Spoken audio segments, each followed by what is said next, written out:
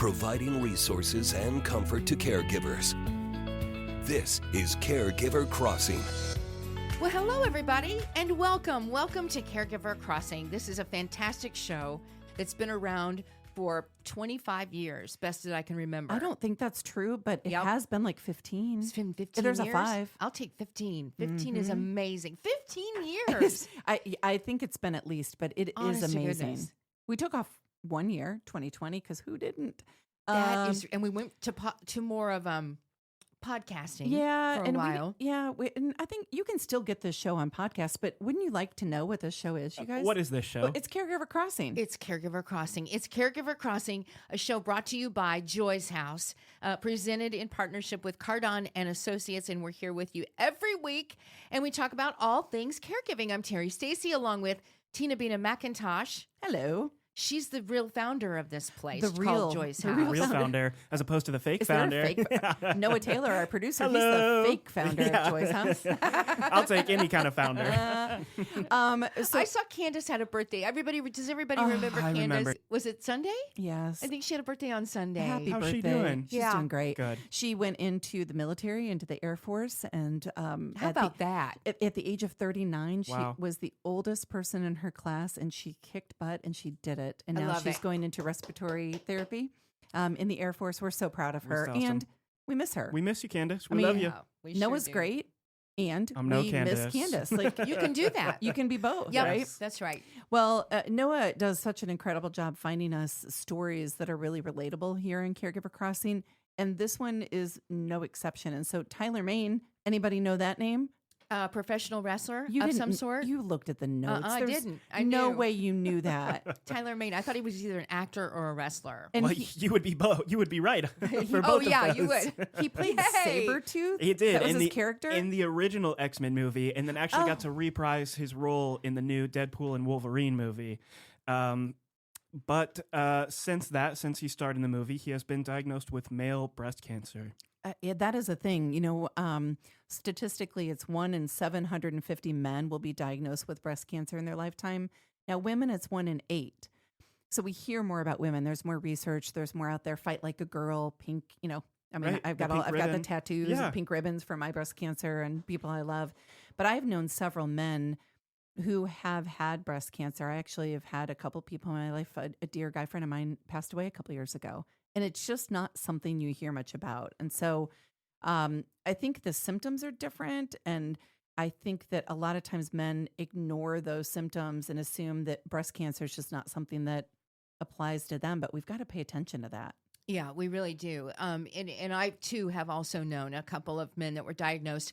One of them diagnosed, I'll bet, 20 years ago. Yeah. And still battles on and off as it rises its ugly head once again.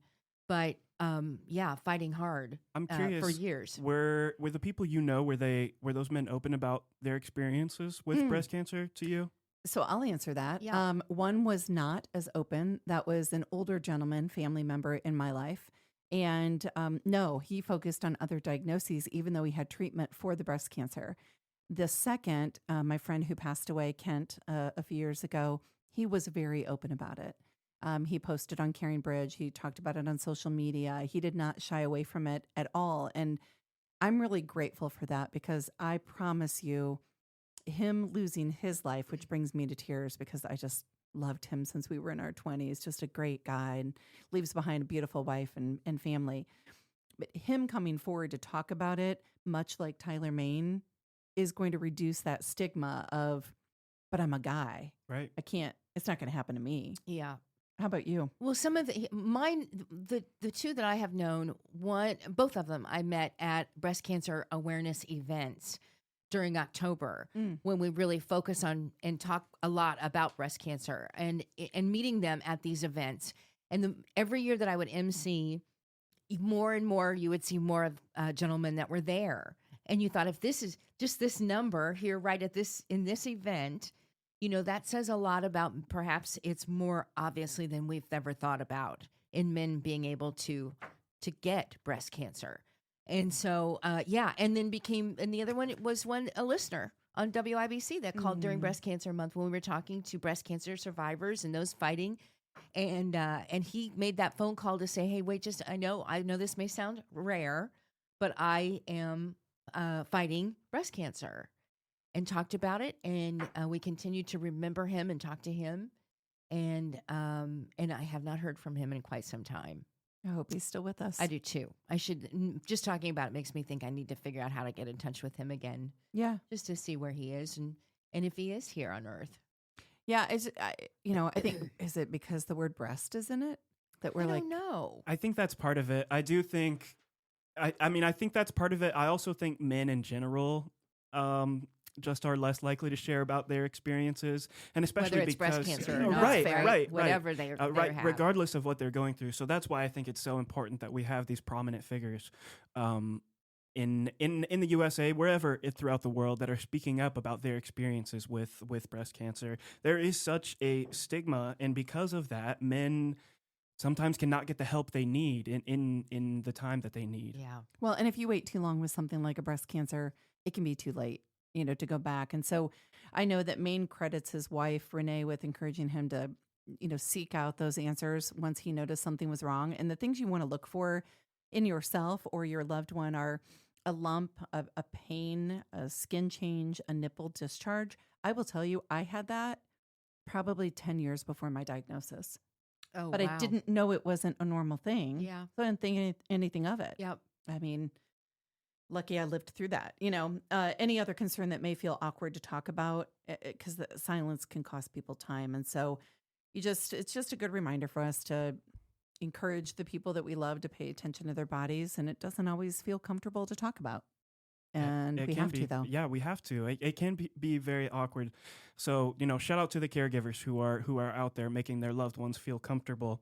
How can caregivers encourage their loved ones to talk about some of these diagnoses when they might feel embarrassing or awkward to talk about? To talk about the actual diagnosis Or to even bring it up with your provider. Yeah, I mean, here's the deal. Sometimes if you cannot get your loved one to talk to the provider about it, you, my friend, can call the provider ahead of time and say, "Hey, so-and-so is coming in for an appointment, and this is something that I've noticed, and I choose to remain anonymous, but I'd like you to know about it."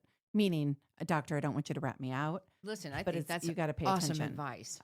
Or go with them and just say, "I know there's more. If you're not comfortable talking about it, Let I me can." share. Yeah.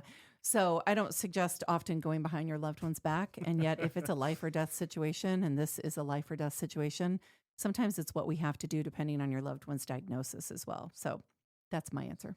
I think that's a beautiful answer. All right.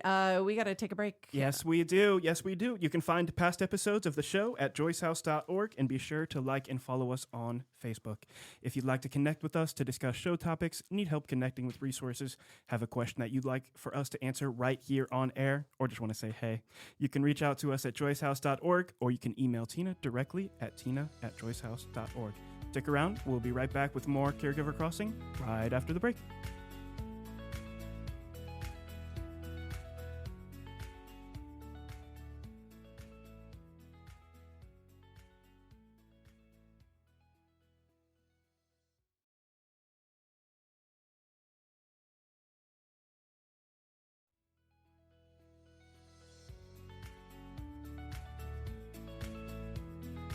Your day moves fast. Your news should too.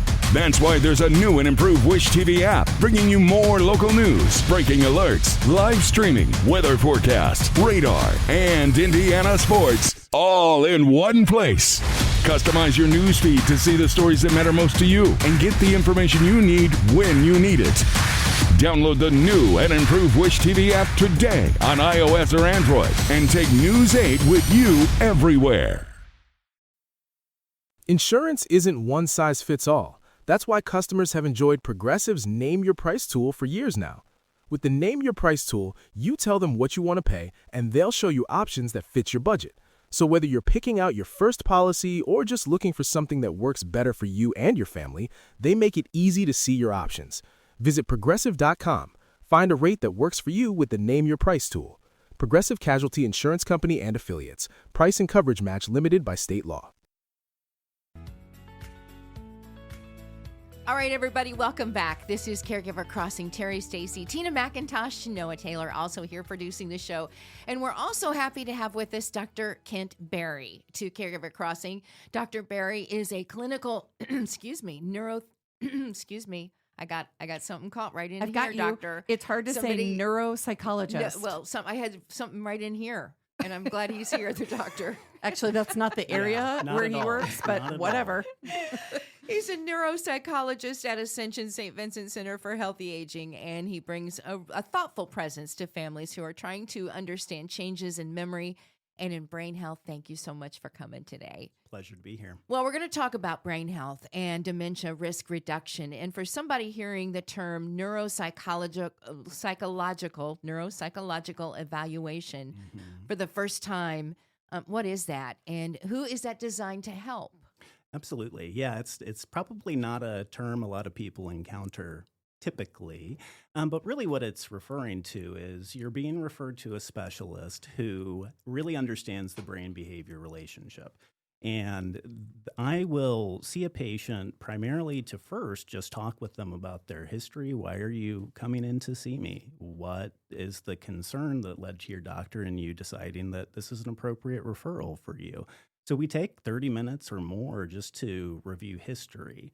And then from that, we're going to design a battery of tests and assessments that are going to actually check somebody's cognitive abilities and compare it to other people who are their age too. So we can really begin to see, are there any things that are abnormal here even occurring? And if so, where? And then through that process, I'm able to give some impressions as to what might be causing the memory or other cognitive changes. And then I'm going to have the people come back to see me, and we'll sit down for an hour to review everything and put together a treatment plan for what we should do about this moving forward.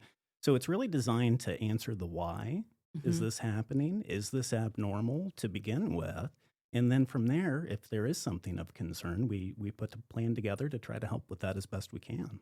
So, Dr. Berry, I do a lot of work with people living with a cognitive decline of some sort here at Joy's house. And you and I both know it's very easy for people to compensate, right? And so sometimes I'll have someone in to visit at Joy's house and they'll be like, oh, I just met Mr. So-and-so. And I mean, if no one had told me, I would have never known he had a dementia. Yep. My question for you is, how hard is it when you're sitting in the room with somebody and they're alone and they're answering your questions? Because it's very believable and they may believe it themselves. Absolutely. But it's, you don't get the full picture. So I think it's a two-part. The second part is, how imperative is it that they have somebody with them, a caregiver or somebody who knows them?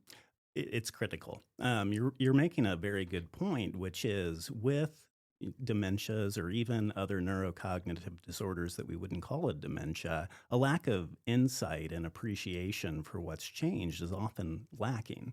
So the person doesn't see what everybody else can see. And as you're pointing out, dementia is not obvious when it's first developing. And in fact, it's hard to estimate what percentage of dementias we miss at the primary care level, but I would say it's at least 50%.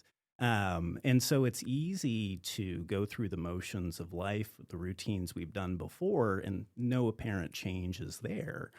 But we need that extra set of eyes who can tell us if something's really changing that person may not be able to report themselves. Yeah, so it's imperative. For those in my generation that are now 50s and 60s, and we are all very aware of dementia now and Alzheimer's. And it's hard to find anybody that has not been touched by it in some sort of way. Yeah. But I think we all start to get very nervous when we forget our keys. When we've lost something, a ring or whatever it may be. And then we start to panic, a word. And then we start to panic that this is it. This is it now. This is where it starts. Yep. Help us understand what's normal forgetfulness and what now should be concerning. Yeah, and I think we're kind of touching on this as we're talking here. It's hard to know the difference between normal and abnormal, especially through aging, because we don't have a manual of what aging should look like for us.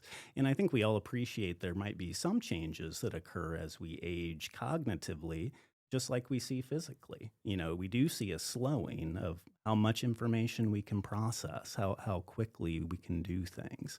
So the things that I'm often encouraging people to be on the lookout for are we experiencing a loss of something we could do before? And like a loss, like what does that mean? Absolutely. So if you've always misplaced your keys and you're still misplacing your keys, I wouldn't be concerned about that because it doesn't represent a change. Now, if you are now misplacing your keys regularly and you can't make it to work because of that, I'm more concerned. So how much of a problem are these changes actually presenting to you is a kind of a key factor as well. Is there an average age when you start to see a change in the brain Mm-hmm. Yeah, for both men and women? Yeah, generally speaking, it's kind of a similar arc that we see physically. We kind of reach our peak in our 20s, 30s, kind of in that age range, and then we do tend to see a decline from that point on in some areas. But I always like to emphasize not everything's declining as we age. Some things actually improve to some degree too. So the things that are changing is just the processing speed, and then that produces what these other kind of senior moments we might see. So occasionally not thinking of a word or occasionally misplacing things, that doesn't concern me. But again, are we losing an ability that maybe we had in the past? That's more concerning. You're hearing the voice of Dr. Kent Berry, who's a neuropsychologist at Ascension St. Vincent, our friends at the Center for Healthy Aging, talking about normal aging versus something that might be a little more concerning and diagnosable, if you will. And so I think, everything you just said, one, we don't drive a car this long, right? I'm 54. I don't drive a car for 54 years. I don't know how I can expect my body and my brain to keep up. And I don't nourish it the way I should. I'm not oiling it and taking care of it, the way probably that I should. I find myself a lot, and I think this is normal behavior. I get overstimulated. Too much noise, too many people talking, too many things vying for my attention. And I'm like, I'm overstimulated. That's kind of my, and I'm going to say it in the way I would say it at home. And if somebody gets upset, that's okay. I'm talking about myself. But like that old lady moment where I'm like, I'm overstimulated. Yep. My hip hurts when I sit too long or when I get up in the morning. I have the first steps moment where I'm kind of wonky. If I forget a word, what brings me peace is I will remember that I forgot the word, right? Oh. I'll come back to it. Or just that I You're remember aware. that I forgot something. And that's Yeah. kind of a key that I look for people in my life where they're like, I'm worried that I have a real diagnosis. And I'm like, well, but you keep remembering that you forgot. Is that fair? That is absolutely fair. I often will say people with dementia, Alzheimer's dementia in particular, don't remember that they don't remember, right? And so they're not capable of putting things into place to help themselves because they're not aware of that. Correct. And reminding them is not going to help. It's not going to stick. And so, the people we sometimes refer to as the worried well are these people who can remember the problems that have happened. And they're able to recite exactly, the times they've forgotten something and when and why they're concerned about it. I would agree. I'm less concerned that reflects a true concerning change than someone who's unaware. Yeah, I'm glad to know that because I've been saying it. So let's hope that it was true. We're gonna have to take a break. When we come back, we're gonna talk about mild cognitive impairment because I know that's a phrase that a lot of families hear, and we want to know a little bit more about what that means. And then there is so much more for us to talk about with Dr. Kent Berry. Omegas. She said omegas. Wow, she's gonna throw in Fish oil. fish oil, D3. Any other supplements you'd like to say? Just real those quick? two. Okay, all right. Well, we'll be back here in just a moment with Dr. Kent Berry. Stick around for more Caregiver Crossing. You're listening to Caregiver Crossing, a show designed for family caregivers and the people who love them. Caregiver Crossing is brought to you by Joyce House in partnership with Cardon and Associates. With 20 communities owned, operated, or managed in the Midwest and more than 40 years of senior living experience, Cardon and Associates provides residents with the best senior living options and personalized service. Stay put, everybody. We'll be right back with more Caregiver Crossing right after the break.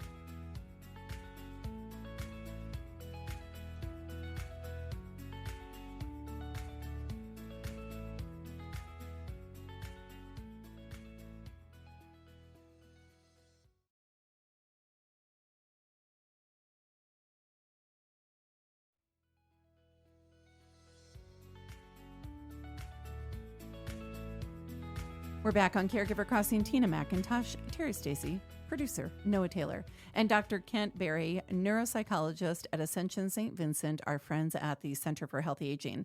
We are here in the Joyce House studio, and we're talking all things with cognitive screening, and we're gonna dive into something here. So, Dr. Berry, you talked about the value of completing cognitive screening tests with a family doctor, and why is that an important first step? Well, for many of the reasons we've been discussing so far, it's very difficult subjectively to identify early cognitive change. And these cognitive screening tests that we can complete with our primary care doctor, they can be completed in about 10 minutes or so, and they do a phenomenal job of measuring change over time, which is essentially what's happening with dementia. We are losing functioning, and that's progressively worsening as time goes by. These screening tests can show us that decline objectively, oftentimes before we're going to see it subjectively or before the doctor would otherwise be aware. Much like we had talked previously, in a standard doctor's visit, it may not be readily apparent that someone's had any kind of cognitive change. They may not even be able to report that they're seeing it themselves, but the test isn't going to lie if we see some kind of a change. And that's how I would prefer to see people referred to me more, because that means we're identifying things earlier.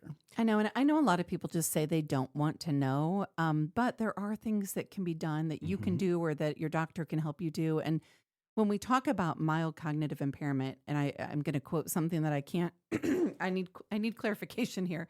I remember seeing a study that said 40% of people who are diagnosed with mild cognitive impairment will develop a full onset of Alzheimer's disease within 5 years. That means, and first of all, do I have that right? That's my understanding of the data too. Okay. Yes. And then that means, though, my friends, 60% of people who have an MCI, a mild cognitive impairment diagnosis, do not end up having a dementia. They are just that's aging. Oh, that's so important to know. I mean, it really is, because when you start to think, you automatically go to Alzheimer's. And are there many different types of dementia? Oh. All different types of dementia. There are honestly thousands of diseases that can produce a dementia. Alzheimer's disease is by far the most common, and so we do hear it used interchangeably. But there are a variety of other diseases rather that can produce a dementia that might have a treatment that can be more helpful than we would have not seen with Alzheimer's disease. And preventative, right? Absolutely. I mean, you go to the doctor and you do this early screening that Noah was like, please, let's talk about early screening, right? You go to the doctor and you find out that really what it is you've had a series of TBIs. Or not TBIs, I'm sorry. TIAs. And so that means that you've had these, what we, a lot of people refer to as mini strokes, right? And then maybe they find that there's an aneurysm. And so then maybe you've saved your life. But yet we put it off because we're so scared. Well, I'll tell you, when my dad was on so many different kinds of medications, he started losing the things changed in his brain, in his memory. And we never took the time to look at the medicine, seeing the side effect. And so as my parents are aging and they're taking more different medications, that can also be a side effect. Absolutely. There's a whole list published by the American Geriatric Society called the Beers List, BEERS. I say 3 E's there. There are only 2 E's. But anyways, it's a whole list of potentially inappropriate medications for older adults. And it's because the side effect risks for falls and cognitive impairment goes up remarkably higher than we would see when we were younger. I'm on a couple of them, I think. Omeprazole. Yep. That's a big one. The other, and you're pointing out, we can get some of these medications over the counter.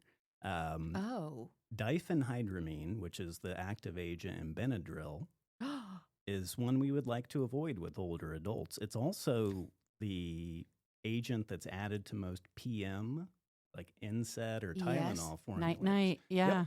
And so it sedates you. It does help you fall asleep, but when you wake up tomorrow, you've now increased your risk for falls and confusion. Because there's a fogginess, only right? temporarily, or is that now a permanent? It's certainly, it's going to be temporary in the fall risk, but it can accumulate over time if we're continuing to take that agent or other things that could have these similar side effect profiles. Can I ask about omegas? Okay, When you ask in a your minute. question, okay. Oh, omegas and Terry. Here's the thing, though. This is why, my friends, it's so important that we are honest with our doctors.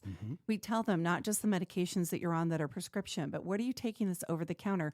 Are you taking omegas? What other supplements are you taking? What is your sleep pattern? What is your water intake? Are you moving your body? Like, what is your social life like? I know people don't think that's important, but it is, right? It's critical. Yes, if we're looking at reducing risk or slowing progression, there are lifestyle choices we can make that are going to influence that. And staying socially connected, staying physically active, there are things we can do to reduce our risk. And so even if we are noticing early cognitive changes, it's not a guarantee we're progressing to dementia, as you pointed out. Only 40% do in the next 5 years. Can I ask about the omegas? Omega. What about omegas in fish oil and these supplements that we see that are on television, and they say there's, documented proof that what about those? Yeah, I tend to discourage people from, looking at those supplements or other things that might be helpful, because there's often not actual scientific evidence to support that. Now, with regard to omegas, I think that's speaking to how diet can influence risk. And we do know that people who adopt more of a Mediterranean style diet, which would be higher in omegas, tend to have lower risks of dementia, lower incidence. So, there's something with diet. So we would prefer that we get that nutrition through diet as best we can. Less supplement, more diet. Absolutely. More greens, more fish, That have more the lean omegas meats. naturally. Lick all the fish you can, Terry. Get your omegas naturally. Are there parts of the world that don't see Alzheimer's like we do in our country? Yeah, so we call them the blue zones, and there are areas of the planet where we do see people adopting more of these healthy diets, healthier lifestyles, and we see a lower risk. So again, Lower stress, right? Stress. Croatia? Is Croatia on that list? I don't know that one specifically. We should but all it is go in and that find out. region. Yeah. We should. I think there have been books written about it called The should Blue go. Zones. Well, yeah. Absolutely. I mean, it's true. It's everything though. It's not just one. There's no one solution to it. And so it's all the stuff we hear, right? What your intake is, what your social life is like, what your rest is like. Is there any magic that you have for us? I wish I did. I think it's good, healthy living if we're looking at risk reduction. One thing that we haven't touched on yet is the actual biggest modifiable risk factor for dementia is hearing loss. Yes, yes. And so again, the earlier we can identify these things, the better. And so we do have to be honest with our doctors about when these things are changing, because even something that doesn't intuitively seem related could be increasing our risk. Well, you get hearing loss, you isolate. You isolate, And you your get risk goes sad, up. right? Everything, like we don't know which is the chicken and the egg, but you're still going to have an omelet. Well, I think we might be out of time, actually. We do have to take a break. Well, Eric, so here's the Oh deal. my gosh, we could talk to you forever. Yeah, Dr. Barry, thank you for the work that you're doing. I mean, literally beautiful for so many people. And for being here, you have changed somebody's life by being here with us today. And we're really grateful for what you do and how you do it. I thank you for that, and it's an absolute pleasure. Anytime I can try to help caregivers or people living with dementia, I'm going to take advantage of that opportunity. So thanks for Oh having my me. gosh. Thank you. Dr. Thank you. Kent Berry, neuropsychologist at Ascension St. Vincent. Don't go anywhere. We'll be right back with more Caregiver Crossing shortly.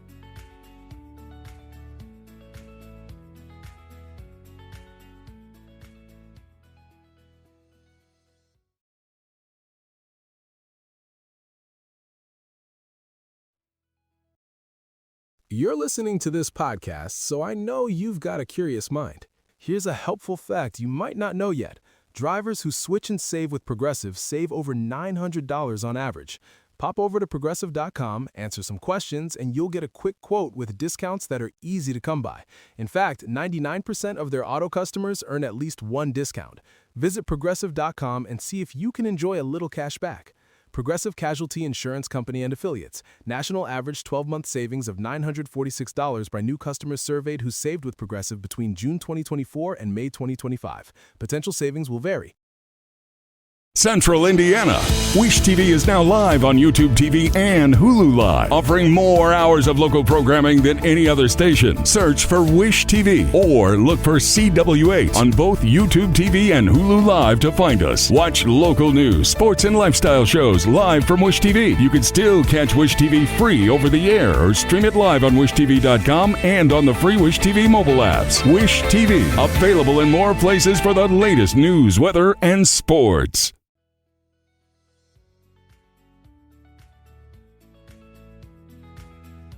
Hi, everybody. Welcome back to the last segment of Caregiver Crossing. Terry, Tina, Noah, we're all here with you. And Dr. Kent Berry, the guest we just talked to, the neuropsychologist at Ascension St. Vincent, just an incredible guest, and he will be back again. Not enough time with him. No, there's not enough time in the world. No. But we do have a special event that Dr. Berry will be at and wanted us to share with our listeners here.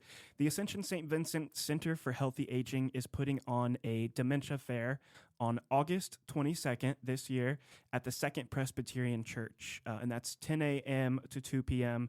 There will be educational seminars, community resources, and very importantly, support for caregivers out there. Yeah, he was wonderful. All the folks there at the St. Vincent Ascension Healthy Aging Center for Healthy Aging are incredible. So speaking of incredible people, you can come to Joy's house on June 24th for our open house. Woo! Oh, you're doing the open house. We are. So from 5:30 to 7:30. Have you been cleaning? Oh, have we been We've been cleaning? cleaning. No. We've been. We're pretty clean. We're always clean. What about the baseboards? I actually, get down there. I'm not going to lie. I did power wash see them them. like a few weeks ago. So they're clean too. I promise. On the outside, you did not power wash on the inside of the house. Yes, he did. Sorry, not power wash, but it's a steam cleaner Yeah, thing. there you go. There you go. Yeah. Oh, no, That what just a happens. good- We're clean here. You We're are clean. a good employee. He's a good That is man. awesome. Well, on the evening of June 24th from 5:30 to 7:30, come and be with us. We'll have parking attendants and some shuttle to help you get to and from your vehicle. And then we are in the inside going to have music and therapy dogs from Pause and Think. We're going to have some Chick-fil-A nuggets from our friends at Yum. Chick-fil-A over here in Keystone. And we'll have lemonade and tours and time to meet the people behind Joy's house. So, and if you've been dying to meet Noah, he is going to be here. Please come say hi to me. Are you So- going to be singing? No. Oh, okay. Maybe next year. Well, even though that didn't feel very welcoming, you're all welcome to come. You know what? If somebody comes and says they're from Caregiver Crossing, Right. I will sing for them. You heard You know, it here, folks. We should have him sing every opening of Caregiver Crossing. Have him sing happy birthday to anybody that's celebrating a birthday.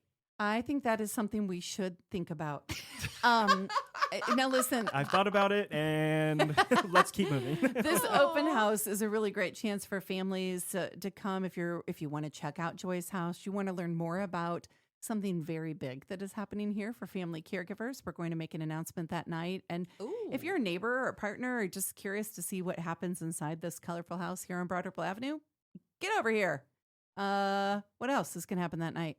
We will have some sample activities that we offer for our guests here. Dancing. Terry will dance. if Terry's going to you- be here dancing, doing Don't a you have conga belly line. dancers that night, that day? Now listen, belly dancers is a sore subject for me. I've seen some belly dancing that hasn't gone so well.